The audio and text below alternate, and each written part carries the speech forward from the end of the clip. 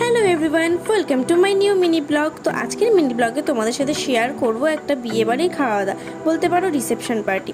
তো দেখো এখানে কিন্তু আমরা গেছিলাম একটা রিসেপশন পার্টিতে।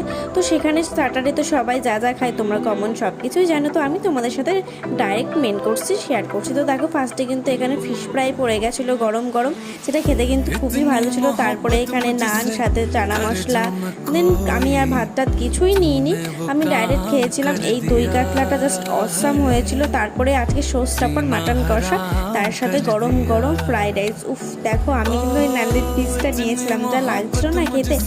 তারপরে আর কি খাওয়া দাওয়া কমপ্লিট হওয়ার পর এখানে পাতে পড়ে গেল মিষ্টি 2 রকমের, সাথে কিন্তু চাটনি আর পাঁপড়। লাস্ট পাতে এখানে দেখো আইসক্রিম আর পান নিয়ে কিন্তু চলে আসলাম বাড়ির পথে।